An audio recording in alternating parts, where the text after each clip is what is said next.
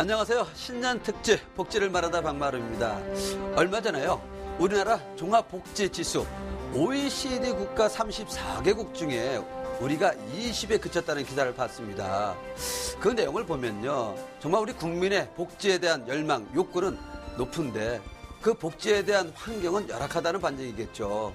그래서 우리나라 복지 수준을 높이는데 앞장서고 계시는 분을 오늘 스튜디오에 모셨습니다. 바로 한국사회복지사협회 조성철 회장님이십니다.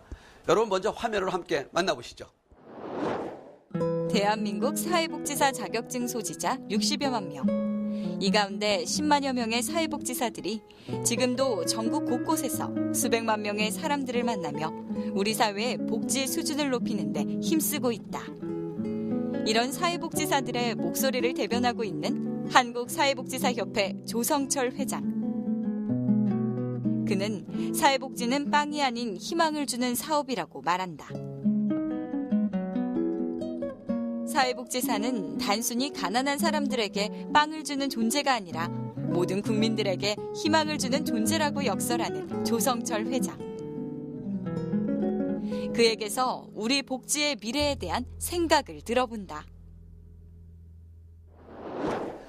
안녕하세요. 안녕하십니까. 우리 신년 특집 복지를 말한다 출연해서 감사합니다. 예. 우리 한국사회복지사협회에 우리 사회복지사분들이 한 60만 명에 이르고 있잖아요. 예. 네, 그러면 한국사회복지사가 이제까지 어떤 일을 해왔는지 많은 분들이 궁금할 것 같은데 오늘 좀 부탁 좀 드리겠습니다.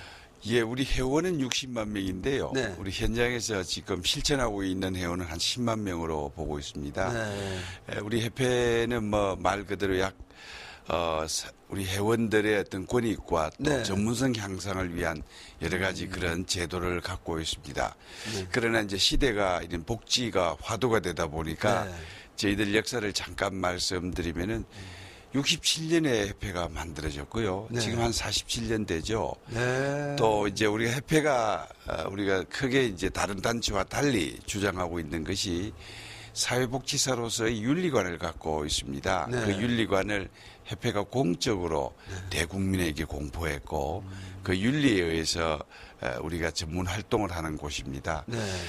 그리고 이제 또 그 윤리를 보강하기 위해서 2009년도부터 우리가 보수교육도 네. 시작을 했죠. 그래서 이제 하루에 약 500만 명의 국민을 만나는 그런 대집단으로서 네. 뭐 저희들이 꼭 강조하고 싶은 것은 사람에게 희망을 주는 직업가이기 때문에 네. 더 어느 다른 전문직보다 우리는 강한 윤리가 필요하다고 그렇게 우리가 생각합니다. 네. 정말 오래된 역사를 갖고 있고 많은 역할을 하고 있었네요. 그런데 어떤 면에서는 또 사회복지사에 대한 뭐 개념이라든지 또 사회복지사가 어떤 역할을 하는지 모르는 분들은 뭐 사회복지사 그러면 뭐 자원봉사 하시는 분들 또 어떤 분들은 사회복지사 그러면 전문직 이렇게 얘기하고 있는데 현장에서의 사회복지사의 현실은 어떻습니까? 그 사회복지사를 잠깐 저희들이 생각하면은 60년 전에 우리가 6.25 전쟁이 있었죠. 네. 굉장히 가난할 때에 사회복지 실천은 그저 어려운 일만 도와주는 네. 그러다 보니까 이제 자원봉사라는 생각을 많이 갖게 되었는데 네. 사실 사회복지사의 본 전문성은요. 사람에게 권리를 빼앗긴 사람에게 그 권리를 찾아주는 일을 네. 합니다.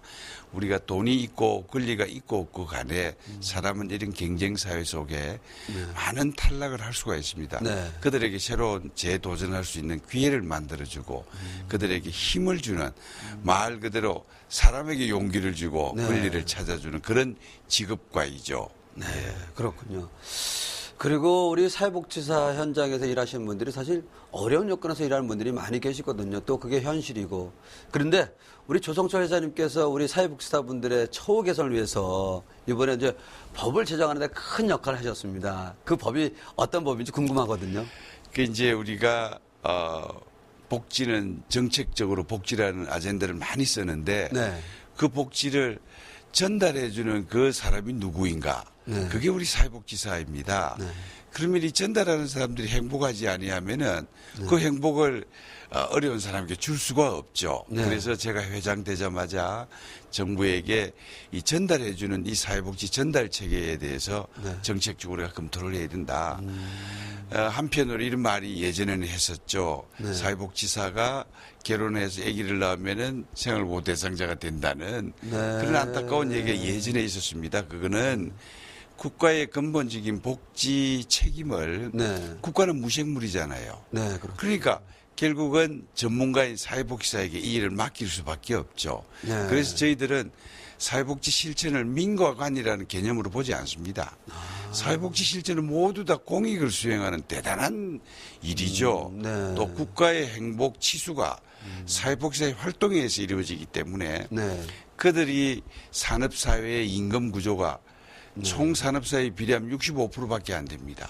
어떻게 행복할 수 있겠습니까? 네. 그래서 그 얘기를 정부에 부단하게 건의한 결과 네. 처음으로 사회복지사 등 처우 개선 및 지위 향상에 관한 법률을 네. 국가가 늦게나마 만든 것은 큰 다행이라 생각합니다. 아, 그렇군요. 정말 우리 사회에서 큰 역할을 하고 있는 분들이 처우가 정말 어려운 환경에 있었지만 그만큼 또 열심히 했던 우리나라의 또 사실 뭐 이 복지의 기둥이라고 할 수 있는 사회복지사분들에 대한 처우 개선 꼭 필요했었는데 이번에 또 한국사회복지사 우리 조성수 회장님이 맡으시면서 큰 일을 이루셨네요. 그리고 또 현장에 또 제가 듣기에는 우리 조성수 회장님은 한국사회복지 공제 이사장도 맡고 계시다는 걸 듣고 있는데 예. 공제 어떤 건가요? 그 사회복지사 처우 개선법 안에 국가가 사회복지 민간 영역에 우리가 원하는 만큼 보상하기에는 국가도 어려움이 있지 않겠습니까? 네. 그러나 국가는 그 일을 분명히 책임을 져야 된다는 것은 당연한 일입니다. 네. 그러나 시기가 있을 수밖에 없고 그 이런 시기에 그러면은 우리 스스로 자율적인 조직으로 해서라도 네. 서로 돕겠다 해서 그러나 국가가 그 일을 먼저 전제해 줘야 될 책임이 있다. 네. 그래서 이번에 그 처우 개선법 안에 한국사회복지공제회 설립에 대한 법령이 만들어졌습니다. 네. 그래서 사회복지 현장에는 저희들 사회복지사가 리드하지만은 네. 저희들 말고 사회복지 직접 종사자도 있고 보육교사도 있고 또 요양보호사도 있고 네. 우리 사회복지 국민의 복지를 실천하는 분야에 있는 분들이 한 60만 명이 됩니다. 네. 그들도 어렵기는 다 마찬가지입니다. 네. 그들과 함께 어려움을 서로 나누어 줄 수 있는 공지조합이 말 그대로 자조 집단이지 않습니까? 네. 네. 그래서 거기에 이제 정부가 공익을 수행하는 자들이기 때문에 이제 필요한 시드머니를 국가가 당연히 제공해야 된다고 봅니다. 오늘 회장님 말씀 들으니까 정말 한국사회복지공제회가 우리 사회복지사 처우 개선에 큰 역할을 하는 걸로 저도 느낌을 또 이렇게 알게 됐네요. 그러면 앞으로요, 우리 한국 그 사회복지공제회 어떤 방향으로 발전시킬 계획이 있으세요? 그 한국사회복지공제회는 영리를 목적하는 곳이 결코 아닙니다. 네. 제가 이사장으로서 비영리 체계로 공고히 해놓겠습니다. 네. 오늘 우리 시청자님들에게 약속을 드리는데 이곳에는 사회복지 관련 종사자를 위한 공제회입니다. 네. 우리 사회복지 관련 전 시설 및 종사자들은 항상 주목해 주시고 네. 이곳에서 프로그램이 나올 때마다 참여해 주시고 네. 그럼 거기에 일부 세이브되는 이익금은 다시 우리 회원들에게 되돌릴 수 있는 그런 구조이고 그 어느 단체보다 제가 올 후반기부터는 네. 재정 공시를 우리 회원들에게 다 할 계획입니다. 앞으로 한국사회복지공제회가 더욱더 발전하기를 저도 함께 응원하겠습니다. 고맙습니다. 그리고 또 사회복지사 그러면 저임금의 장기노동 또 과중한 업무 사실 상당히 그런 고충을 토로하고 있는데요. 우리 사회가 어떤 방향으로 개선해야 될까요? 이제 좀 전에 제가 사회복지사 처우 개선법에 공무원과 같이 한다는 거 네. 국가가 그걸 지켜주시고 네. 그 다음에 국가는 이들에게 국민의 이름으로 명예를 줘야 됩니다. 네. 이렇게 소중한 일을 하는 사람.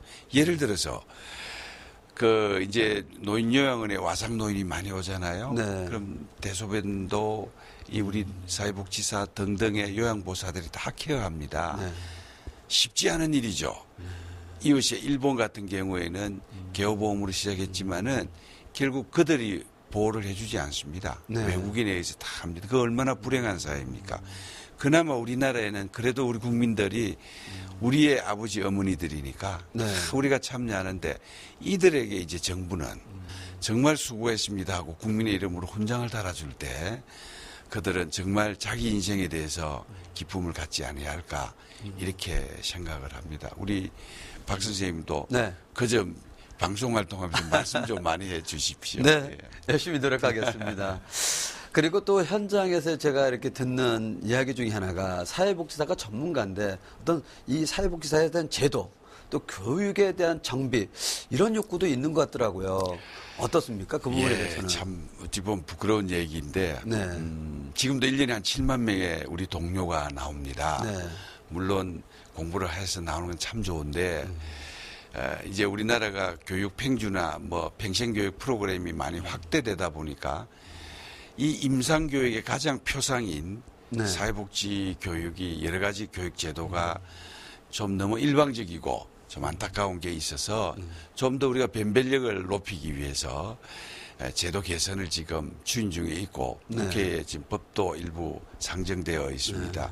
간단하게 얘기하면은 1급, 2급, 3급 체계인데 네. 3급 체계는 이미 없어져야 된다는 이론이 나와서 그거는 뭐 거의 없어지고 지금은 2급이 대학 졸업만은 무조건 줍니다. 네. 이게 좀 문제가 있어서 이제는 2급을 국가고시를 시험을 치고 네.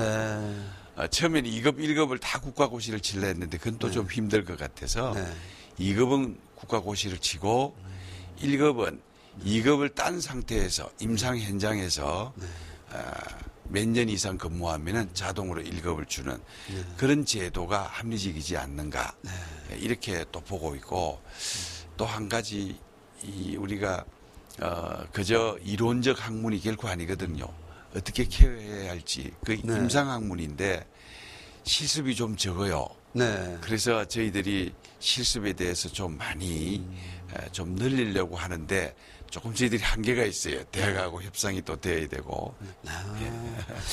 그리고 또 우리 한국사회복지사협회에서 또 조성초 회장님이 추진하고 있는 중에 하나가 우리 사회복지사들의 국제적인 위상 이 부분도 상당히 관심을 갖고 있다고 그러는데 어떤 방향으로 좀 추진하고 계시나요? 지금 국제적인 위상은 제가 얘기하면 자화자찬을 볼지 모르지만은 사실을 얘기한다면은 공산권에서 지금 민주화를 가고 있는 나라가 네. 굉장히 관심이 많습니다. 중국이라든지 베트남, 또 카자흐스탄, 키르기스스탄, 러시아 네. 이런 나라는 배분의 문제가 좀 위기가 와 있지 않습니까? 네. 그래서 한국의 사회복지 실천가들이 그렇게 희생적으로 일을 하는 데 대해서 굉장히 공감을 갖고 있어요. 네. 회장님 말씀 들으니까 정말 우리 사회복지사 우리 뭐 자긍심을 가져야 되네요. 그리고 또 그만큼 사회적으로 관심도 많이 가져야 되고요. 예전에 저희가 배워왔다면 이제는 우리 제도를 다른 어느 나라든 뭐 우리 벤치마킹하는 그런 차원에서 저희 사회복지사가 또 사회복지 발전이 많이 왔다는 거를 입증이 됩니다. 그럼 앞으로 우리나라의 사회복지 발전은 어떤 방향으로 가야 될까요? 저는 자동차 수출하는 것도 중요하지만은 네. 인문사회학을 수출하는 것도 참 의미 있다고 봅니다. 네. 전 미국이라는 나라가 힘의 나라라기보다 자원봉사의 나라라고 알고 있거든요. 네. 그래서 자원봉사를 연결하는 가장 키워드는 인문사회학에서 나옵니다. 그 인문사회학에서 가장 중심이 되고 있는 것이 바로 사회복지사들의 리더이거든요. 네. 그래서 이들에게 국가가 만든 사회복지사 등 처우 개선 및 지위 향상에 관한 법률을 국가가 지켜주고 네. 거기에 좀 전에 말씀드렸던 명예를 보장하는 그런 제도만 된다면은 한국의 사회복지 발전은 크게 앞장서기도 하고 세계적인 리더 국가로서도 의미 있는 전문가가 되지 않을까 생각합니다. 네, 그렇군요. 그리고 사실 우리 조성초 회장님 같은 경우는 이 어린 시절에 그러한 여러 가지 환경 때문에 정말 평생을 지금 사회복지 발전을 위해서 일하고 계시는데 그 부분에 대해서 좀 저도 개인적으로 우리 시청자분들도 우리 회장님은 어느 정도의 어떤 그런 뭐라 그럴까 어린 시절의 그 경험 또 지금은 어떻게 그 경험을 살리고 있는지 궁금할 것 같아요. 참 말하기가 쉽지는 않지만 이미 이제 네. 제가 우리 후배들이 이런 삶을 살았던 사람도 희망을 갖고 살아가는구나라는 걸 네. 배워준다는 의미로 말하자면 저도 6.25 전쟁 때 가족을 잃었던 사람 중에 하나예요. 네. 그래서 6.25 전쟁이 참 뼈아프게 네. 섭섭하고 억울했던 건데 그렇게 가족을 잃은 상태에서 사회복지사라는 분을 만나서 제가 네. 인생을 찾게 된 겁니다. 네. 그래서 옛날 말로 고아원이죠. 말 그대로. 네. 이제 그런 데서 살았던 적이 있죠. 영유아 시절을 다 살았다 해도 네. 희망 없이 세상을 원망도 했지만은 그들이 사회복지를 수행하는 자들이 있었기 때문에 우리가 생명을 구한 거고 네. 그러다가 세상에 나와서 한 10년을 그 당시는 좀 이렇게 이 사회가 계급화되어 있었던 사회잖아요. 네. 열심히 살았는데 예전에 어릴 때 저를 키워줬던 어른이 네. 야, 니도 와서 은혜를 갚아라라는 이제 지상 명령이 있어서 네. 그것도 또 그렇게 해야 되는가 해서 우연찮게 다시 내가 자랐던 곳을 들어가서 일을 하게 된 것이 사회복지 쪽에 30년을 있게 된 것 같습니다. 그렇군요.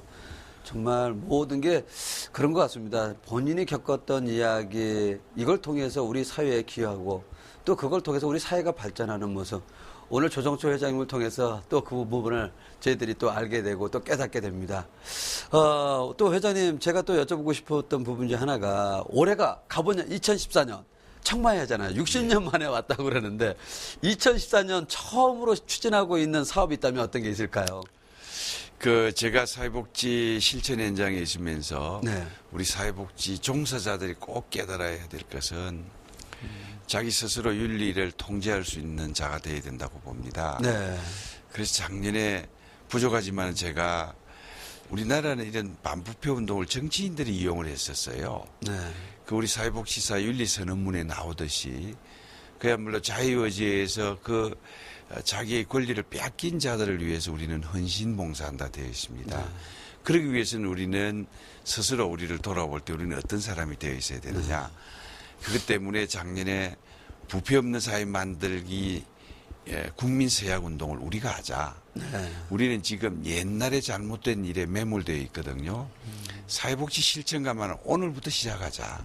네. 각자 사람은 부패 척도가 다르잖아요. 네. 그래서 각기 다른 척도에서 1점씩 낮추자. 난 그게 우리 사회 발전에도 큰 의미가 있다고 보고. 네. 그럼 이런 우리나라가 이만큼 발전했는데 이 녹색의 권리를 누가 누리느냐. 나는 우리 사회에 열심히 살았던 우리 사회복지 대상자들이 누려야 된다고 봅니다. 그래서 내가 그 길로 녹색 사업단을 찾아갔죠. 그 당신들 녹색 사업을 이렇게 많이 하는데 어디서 하느냐. 그러다가 아주 마침 또 뜻이 있는 분을 만나서 그래서 녹색과 복지를 한번 연결하는 사업을 하자. 그래 그게 지금까지 한 510몇 억이 들어왔어요. 우리 전국의 사회복지 시설에. 네. 그래서 그 사업이 들어오면서 또 어떤 부가적인 이익을 얻었냐면 지역 통합의 과정이 됐던 거죠. 네. 왜냐하면 요즘 너무 개인적 이익 사회가 되다 보니까 네. 우리 장애인 시설이 동네 들어가면 막 님비 현상이 났잖아요. 네. 그렇죠. 이 너무 안타까운 일입니다. 이 부끄러운 일입니다.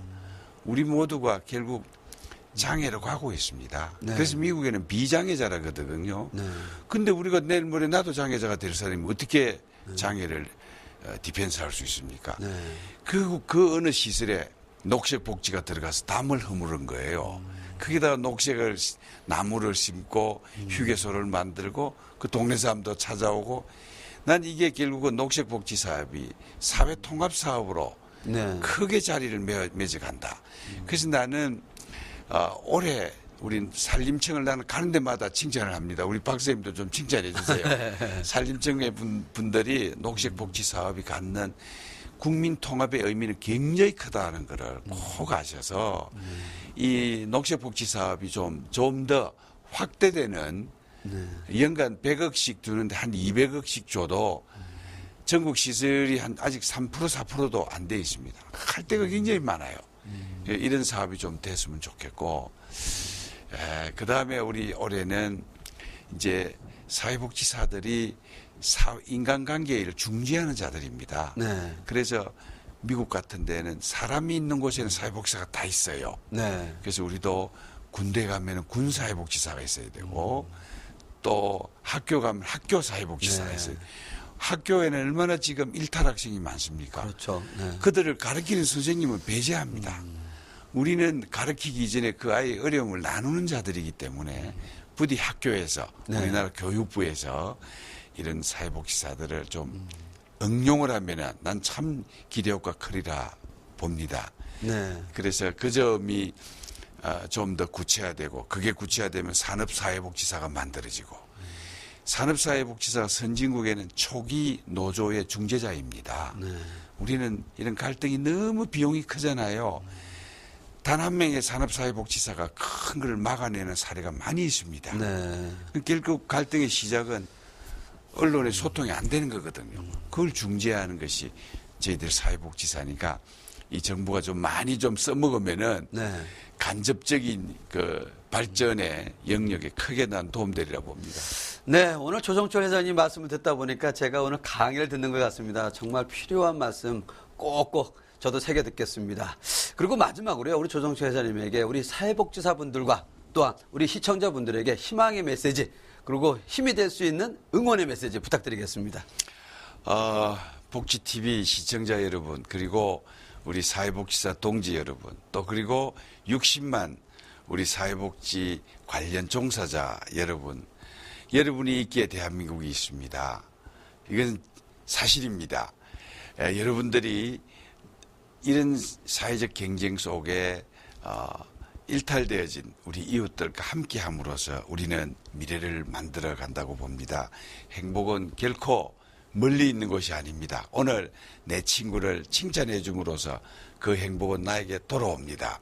물질보다 정적 세계의 아름다움을 찾아주는 우리 사회복지사들을 여러분들이 믿고 함께 해줌으로써 어려움을 나누는 한 해가 되기를 진심으로 바랍니다. 감사합니다. 네, 오늘 조정철 회장님 우리 신년 특집 복지를 말한다 함께 해주셔서 정말 진심으로 감사드립니다. 감사합니다. 네, 지금까지 한국사회복지사협회 조성철 회장님하고 말씀을 나눴는데요. 제가 이런 느낌을 많이 받았습니다. 정말 우리 사회복지사 분들이 어려운 여건 속에서도 정말 열정과 땀을 갖고 있다는 거, 또 우리 사회복지사 분들의 처우 개선도 정말 우리 모두가 관심을 가져야 된다는 거, 또 우리 장애인분들과 또 사회복지사는 뗄래야 뗄 수 없는 그러한 인연을 갖고 있잖아요. 우리 시청자분들도 항상 우리 사회복지사 분들 응원해 주셨으면 좋겠습니다. 여러분 새해도 복 많이 받으십시오. 감사합니다.